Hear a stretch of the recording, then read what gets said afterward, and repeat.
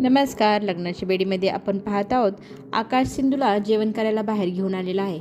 जेवण वगैरे सगळं होतं आणि तो म्हणतो आपण काहीतरी स्वीट खाऊया. सिंधू त्याला नकार देते. मी जेवणानंतर गोड खात नाही, 7 नंतर तर हलकत जेवण करते, हेवी काही खात नाही अशी ती सांगत असते. पुढे खूप आग्रह केल्यानंतर ती म्हणते ठीक आहे, मी एकच बाईट खाईन. आणि मग ती विचारू लागते तुम्ही हे सरप्राईज कुठून आणलं, तुम्हाला कसं कळलं मला हे खूप आवडतं ते. पण तो सांगत नाही. तिला जुन्या आठवणी आठवू लागतात की राघवसोबत अशीच ती किती छान खायची. जुन्या आठवणीत रमून गेली. पुन्हा तो आवाज देतो थोडंसं तरी खा म्हणून तो आग्रह करतो. मग ती म्हणते ठीक आहे, एकच घास खाईन तुमच्या आग्रह खातर. मग तो सांगू लागतो आमचे जासूस सगळीकडे पसरलेले आहे, त्यांनी मला बरोबर माहिती दिली. आणि ती म्हणते बरोबर तुम्हाला माझ्या मनातली गोष्ट कळली. इकडे राघव दोघांना बघत असतो.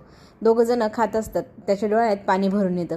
ते बघून राणी विचारते तुमच्या डोळ्यात पाणी का आलं. तेव्हा तो सांगतो माझ्या डोळ्यात कचरा गेला म्हणून पाणी आलेलं आहे. तो डोळे रुमालाने पुसतो. मग तो मधूला म्हणतो आपण आता घरी जाऊया, मला नाही थांबायचं इथे. तेव्हा ती म्हणते तूच आग्रह केला म्हणून आपण इथे आलो होतो ना. मग तो म्हणतो मला बरं वाटत नाही, प्लीज आपण घरी जाऊया ना. मग दोघेजण उठून बाहेर जातात. इकडे आकाशला वॉशरूमला जायचं असतं. तो सिंधूला म्हणतो मी 2 मिनिटात जाऊन येऊ का. परत दोघांचं काहीतरी बोलणं सुरू होतं.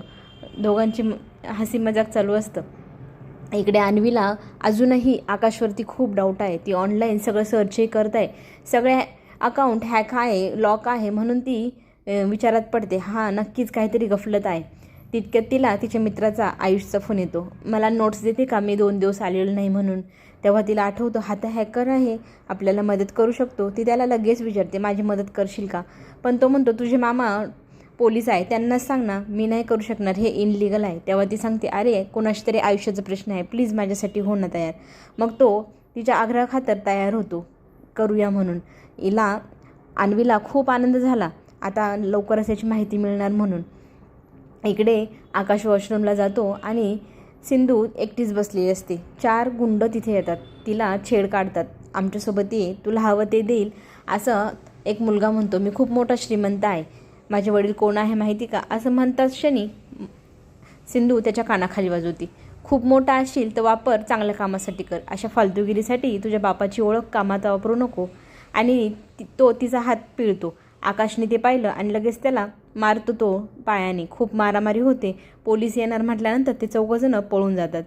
तेव्हा तो सांगू लागतो तू ठीक आहेस ना. तेव्हा सिंधू म्हणते तुमच्या हाताला लागलेलं दिसते, बघू माझ्याकडे. तो म्हणतो काही नाही, थोडंसंच लागलं. तेव्हा ती कॉटनने ते सगळं जखम पुसू लागते. इकडे चावी राहिली म्हणून राघव येतो. तो बघतो तिचा हात त्याच्या हातात आहे. मग त्याला खूप राग येतो. तिथला चमचा घेतो आणि तो जोरात पिळायला सुरुवात करतो. तो लवकर आला नाही म्हणून मधू त्याच्या मागणे येते. मधू बघते ह्या दोघांना बघून याचा खूप जळफळाट झालेला आहे. किती जळतो राघव सिंधूवरती म्हणून ती बघत असते. सिंधूने तिचा रुमाल आकाशच्या हातावरतीही बांधला. आता हे पाहून तर आणखीनच संताप झालेला आहे. तेव्हा तो तिच्याकडे बघत असतो. तितक्यात आकाशचं लक्ष जातं. अरेच्या तुम्ही पण इथे म्हणून त्याच्या जवळ जातो. तुमच्या हाताला लागलेलं दिसतंय, काय लागलंय म्हणून तो विचारपूस करू लागतो. तेव्हा मधू म्हणते काही नाही, थोडंच लागलेलं आहे. सिंधू म्हणते काय झालंय. तेव्हा राणी म्हणते आम्ही आमचं पाहून घेऊ, तू काळजी करायची गरज नाही, तू तुझी डेट एन्जॉय कर. मग ती राघवला म्हणते बघू राघव.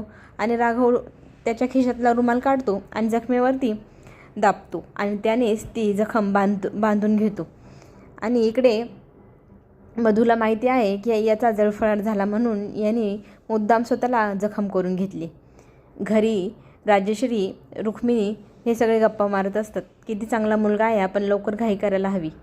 इकडे सिंधूला खूप काळजी वाटत असते राघवची. स्वतःला किती त्रास करून घेतोय म्हणून ती म्हणत असते. इकडे राजेश्री म्हणते जोपर्यंत सिंधू हा म्हणत नाही तोपर्यंत लग्नाची घाई करायची नाही. रेश्मा म्हणते जर हातचा चांगला मुलगा निघून गेला तर. तेव्हा राजेश्री म्हणते एक मुलगा निघून गेला तर दुसरा मिळेल, पण घाई करायची नाही लग्नाची. आणि रत्नाकरही म्हणतो जोपर्यंत सावी होकार देत नाही तोपर्यंत घाई करायची नाही. सिंधूची आणि त्यांची होकाराची वाट बघायची आपण. तितक्यात घरी सगळेजण येतात जेवण करून. मग ती बघते आकाशच्या हाताला काहीतरी लागलेलं आहे. आकाश काय लागलं म्हणून ती विचारू लागते. तेव्हा आकाश म्हणतो काही नाही, जरासं लागलेलं आहे. आम्ही जिथे जेवण करायला गेलो होतो तिथे 4 गुंड आलेली. त्यांनी सिंधूची छेड काढली आणि त्या झटापटीमध्ये त्यांना मारता मारता माझ्या हाताला लागलं. मग रुक्मिणी म्हणते, मग तुम्ही काय निर्णय घेतला आहे? तेव्हा तो म्हणतो, आम्हाला अजून थोडा वेळ हवा आहे, आम्ही घाई करणार नाही. आणि सिंधूवरतीही तुम्ही सगळ्यांनी जबरदस्ती करायची नाही. रत्नाकर म्हणतो, आपलं ठरलं आहे ना, जोपर्यंत सावी हो बोलत नाही तोपर्यंत घाई करायची नाही. का तू सारखं सारखं तोच प्रश्न विचारते, असं रुक्मिणीला म्हणतो. मग आकाश घरी जायला निघतो. त्यांना सगळ्यांना बाय करतो. सगळेजण आपापल्या रूममध्ये निघून जातात. मधू राजेश रुक्मिणीला म्हणते, जर सिंधूने लवकर होकार दिला नाही आणि हातचं स्थळ गेलं तर.